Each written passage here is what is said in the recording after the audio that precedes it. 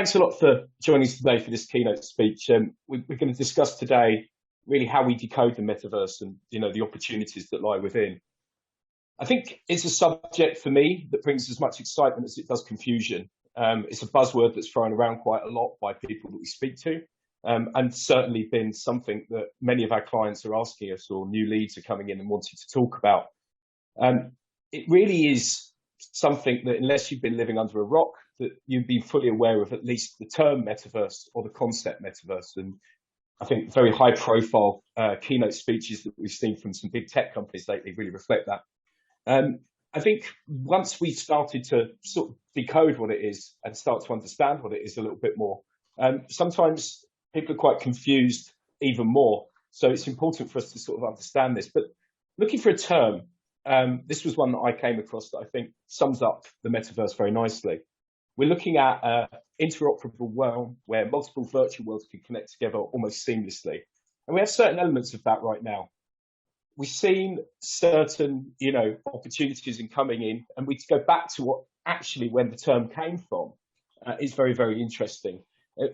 I wonder if any of the panelists know today where the term metaverse was first coined, or where that was first came across, because it was something I had to find out by research. And actually, the books.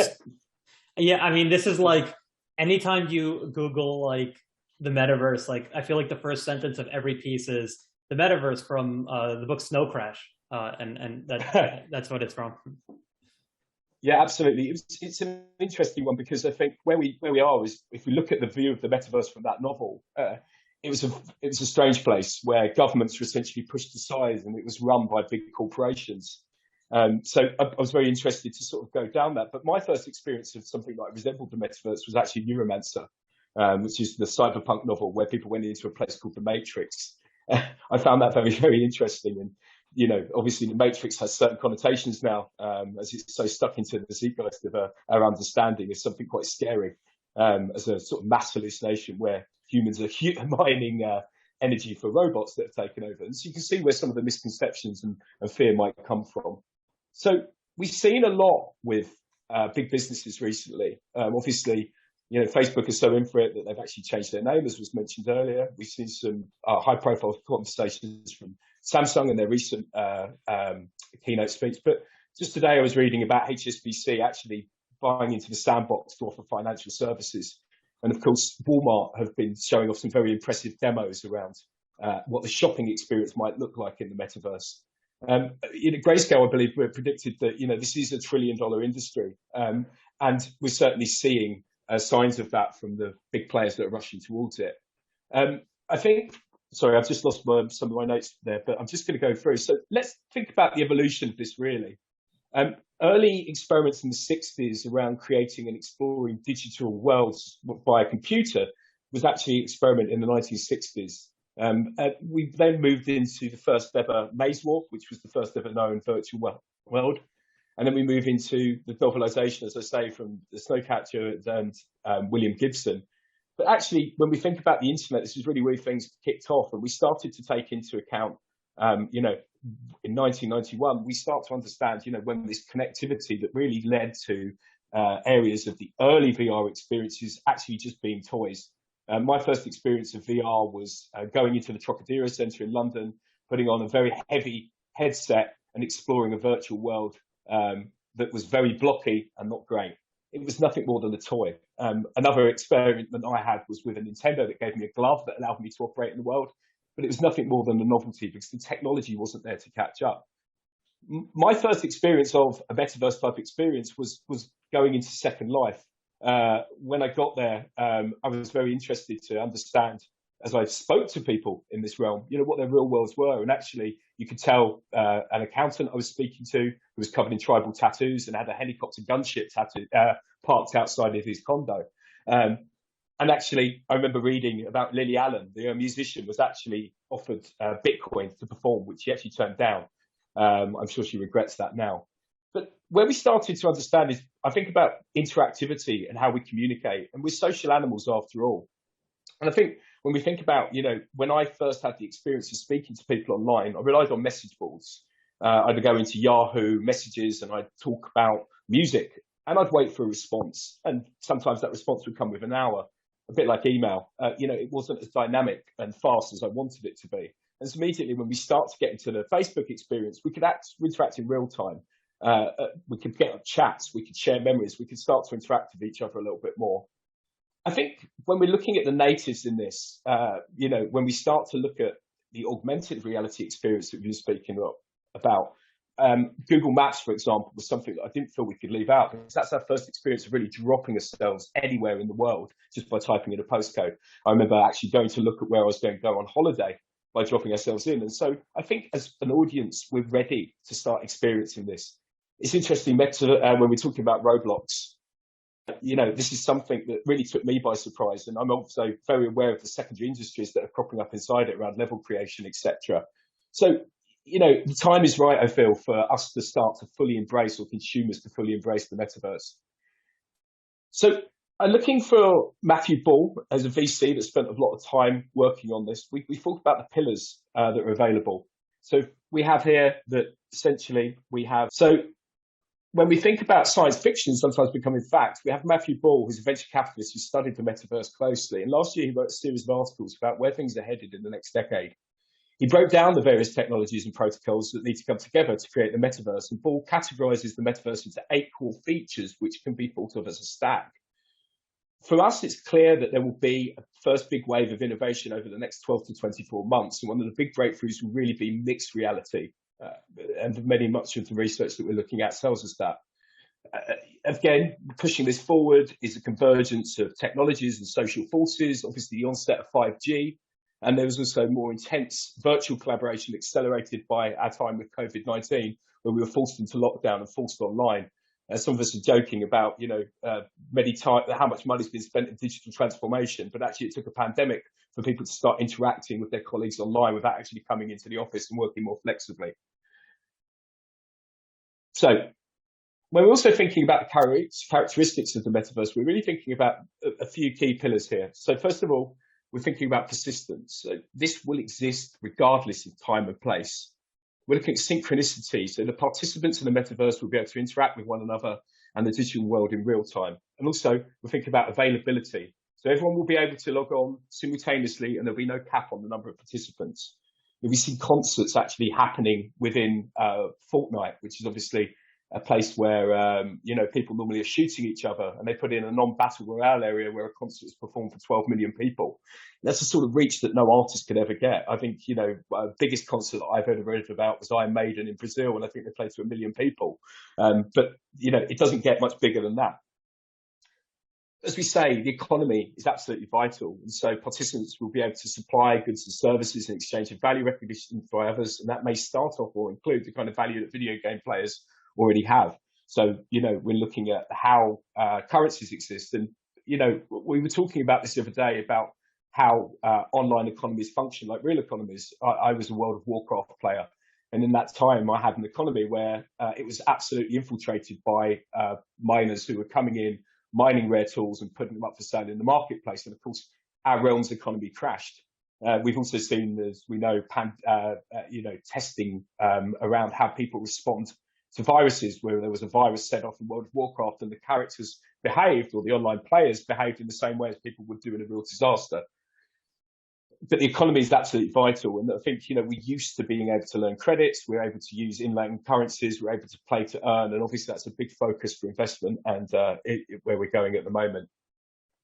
But interoperability is really a key here. So the metaverse will allow us to participate, or participants to be able to use their virtual items across different experiences. So at the moment, we're kind of locked in, right? If we buy costumes in one game or one metaverse, we don't bring it into the other. So when we have the true expression of the metaverse, we'll be able to take those items across with us wherever we go.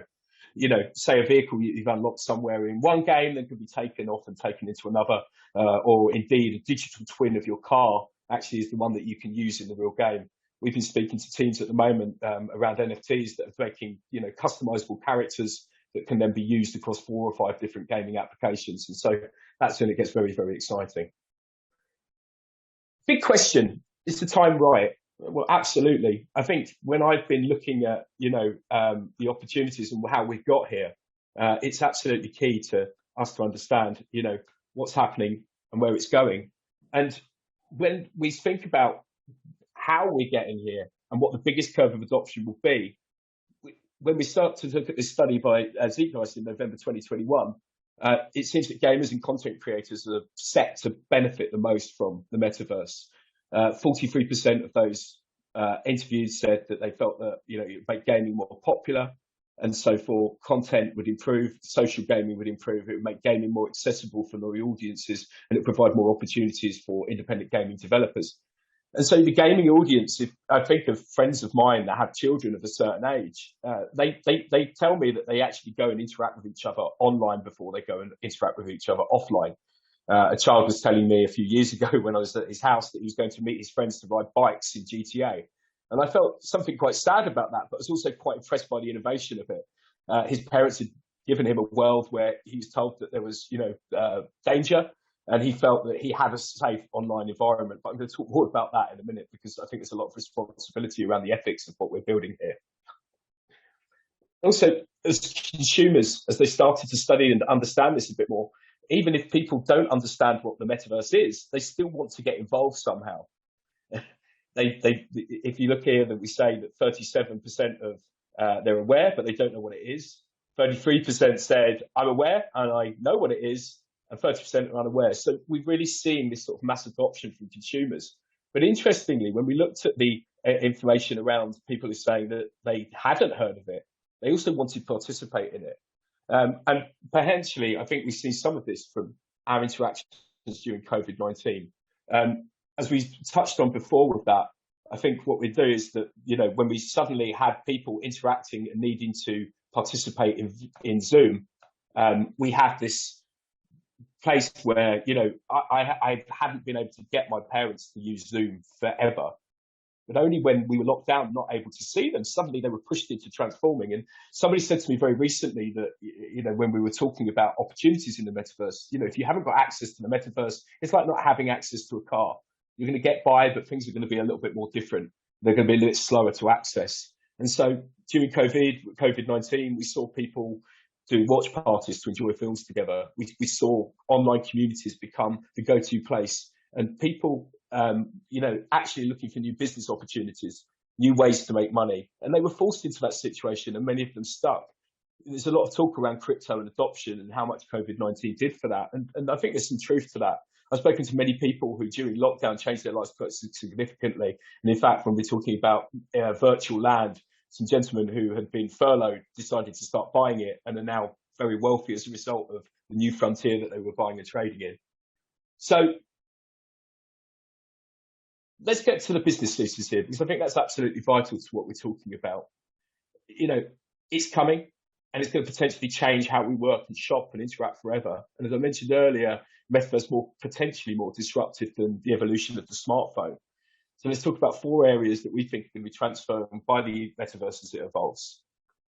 So first of all, we've spoken about it a bit already. We're talking about the enhancement of real world experiences. So we already live in this hybrid world of online and offline, and especially over the last year, as we mentioned, with the ongoing pandemic. From video calls to messaging, we're more connected than ever. And in fact, although working very hard within, Web3 and, the kind of experiences and different groups that I'm chatting with, it's very important that, we try and take time for our mental health and well-being, because we live in such a connected world that sometimes it can get, just that bit too much. But actually, when we're thinking about the metaverse, it actually aims to simplify these with less friction and by enhancing physical world experiences. So we see a lot with augmented reality. Recently, I went to buy a new sofa and I was able to show what it looked like in the sitting room as I take a photograph. Recently, I wanted to buy a watch and I wasn't sure whether it was just too big for my watch. So I was able to use augmented reality to show me what the watch would look like on there. So we're seeing these experiences already. And as people are starting to think about, how do we enhance and give this experience of people being able to connect what happens in the real world and in the physical space, I think we're going to start to see people connecting and having a similar experience online as they have in the real world. What I mean by that is, I could probably go and decide that I wanted to go to see something with a friend who's miles away, and we could go and experience that in the same way. they would have a similar online experience as an offline experience. But actually enhancing the online and the real world experience is absolutely something that I'm getting incredibly excited about. You can imagine going to a place of historical interest and immediately you could bring buildings back to life in the real space, and that would then leverage or become very similar to the experience that somebody who could view it online. I think this is an area that's absolutely ripe for changing. Then commerce. We think here that, many more now, and especially what's seen in the UK, and I know the situation is similar in many places across the world, is that, the high street as we view it and the retail experience is changing and dying quite rapidly. Many people mourn this and would like the convenience of being able to go and visit physical shops. And so, as we've mentioned before, we can online already go and try on glasses or even test new hairstyles using augmented reality. But as we saw recently with Walmart's presentation, although I found it quite dystopian and scary in many ways, as I was spoken to by, the avatar that was guiding through the shopping experience, the metaverse gives us a better chance to be able to change how we interact with products online. I'm absolutely an online shopper through and through, and I do the kind of risk of sending things back if they're not quite right. But actually, we can improve all of this experience by lowering the amount of returns that happen because people are able to interact with a product that actually looks and feels and gives them the experience that they would get in a physical space. Also, a big area for change, and we're seeing a lot more interest in this area, is, we start to see, get to the stage where we can generate AI avatars that reflect body shapes and make sure that clothing fits or is tailored to the perfect requirements, and eventually streamlining the supply chain process, which is obviously key around environmental concerns. So, we see this, the retail being absolutely impacted by, the experience that the metaverse will offer. And obviously, this means that brands are having to innovate more and more. I think we've spoken a bit already about this in the entertainment world and how it's changing. We see paid events online more and more. And actually, again, during COVID-19, we saw more people experiencing or wanting to get that kick of live music, but actually not able to attend a concert. The most primitive of it was bands streaming live on YouTube, but the more experience and the more enhanced experience was stuff that, like I said, we have Travis Scott, who played 12.3 million concurrent users. I mean, it's insane to think of that population of that game interacting with it online. And of course, from brand recognition for Travis Scott and the way that he led, the other opportunities that he has within Web3, it's very interesting to see, the marketing effect of that. It's also as well, as soon as we start to think about, the opportunities for new artists being able to be dropped into people's homes, it's really going to turn the entertainment industry inside out. But actually, the part that most excites me is again, bridging this real world experience with the virtual experience. You can imagine being able to go to a concert with a friend that isn't even in the same country. It could be hundreds of miles away and you're enjoying the experience together and almost as seamlessly together as you would do if you were in the same room. And I think that's where we start to see the real convergence of the physical and virtual worlds. Big one as well, and again, this was touched on by Ashok earlier, is that we're thinking now about, at the moment, we have online verticing, but increasingly we're going to see in-world verticing. I think it's nothing new. Barack Obama was doing it back in 2008, where he bought features of geo-targeting places in swing states. So people were able to see those in the places where he had a chance of making that political swing. Some companies already offer advertising solutions online. I've seen that with BidStack, and they're helping sort of create this, deliver those in-world acts. And the metaverse captured enough attention and in-world advertising gains and popularity. Buyers are, going to start to develop programmatic tools as we see in online advertising at the moment. And so, we're going to see that sort of same verification and validation that we see with online advertising already, but giving an all more immersive experience. I think some important points to say about the metaverse, and when we're talking about this, when we take about the view in 1992 that big corporations own this, it's important to note that no one company is going to build the metaverse alone. This is a global partnership with businesses, creators, policymakers, entrepreneurs, and more joining together. And as we have the democratization of the web, the metaverse is absolutely going to be democratized as many different builders and no particular ownership. This also leads us to think about where we go with crypto. So crypto is going to play a massive part in the metaverse. As I said, when we first spoke about Bitcoin, or one of my first experiences with Bitcoin was not only with hearing about Lily Allen being paid to play or offered pay to play within the within Second Life, but actually me buying tools within World of Warcraft, or buying the extra gold. I actually used Bitcoin the first time. The reason we use Bitcoin is that the miners could be anywhere in the world, and Bitcoin at that point, although still fairly early, was an easy way of me transacting with them without going via borderless payments. So I was able to give them the capital that they needed. They could see proof of the transaction. As soon as they saw proof of the transaction, they'd send me the sword or whatever that I'd offered to buy from them, or the gold or whatever we decided to swap. So we saw those early uses. But within cryptocurrencies within the metaverse are very interesting. Each metaverse at the moment has its own set of coins, and they're used to paying for all sorts of things from, real estate, avatars, clothing. And actually, if we think about some of the tokens, again, is that border payments aren't suitable. And this is a joined up world, and cryptocurrency and the transition of being able to send cryptocurrencies very easily is actually going to be a real key part of the metaverse economy. But with NFTs as well, this is that proof of ownership. This is proof of your identity. We're already seeing identification NFTs being used to access parts of Discord servers, websites. As we know, with the Bored Apes, you get into the Bored Ape Club where you can graffiti on the toilets. And that's just the beginning. We start to solve maybe issues around, sovereign identity. Who are these people that we're interacting with?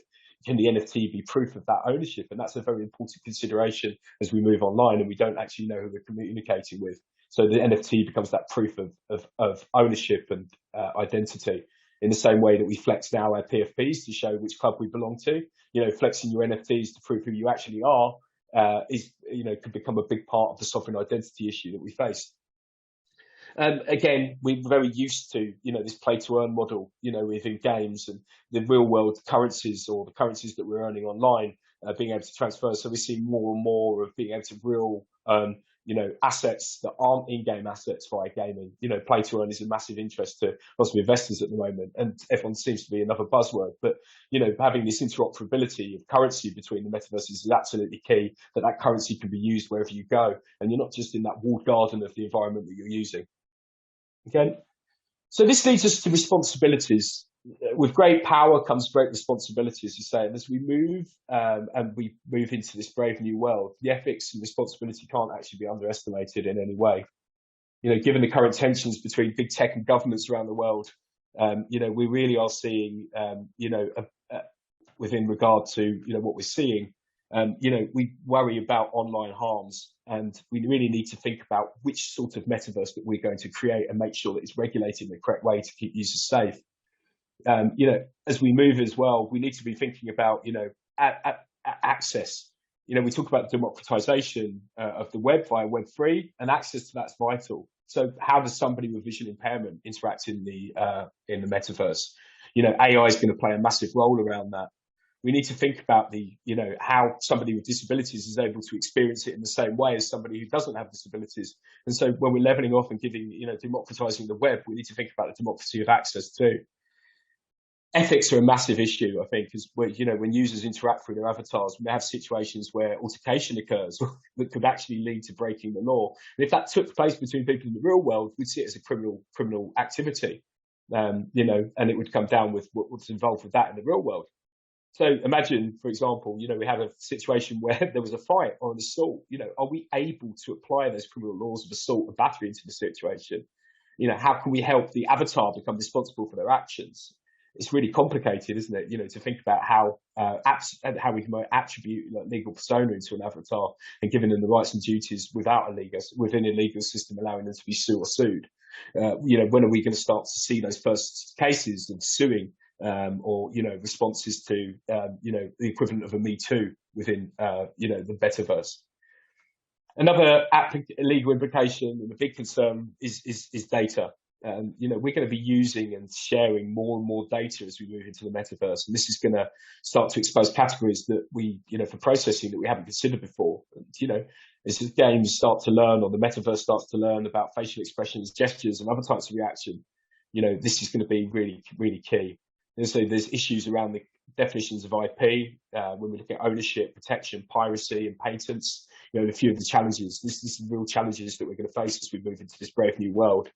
As we know, avatar and AI created IP can come under disputes and challenging their validity.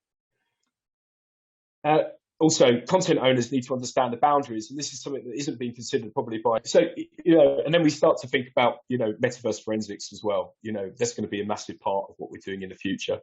So, in conclusion, I think we stand at an exciting juncture of technology. We're looking at this as being probably as influential or revolutionary as the access to the smartphone and how that changed. We really are seeing a very, very, very exciting time.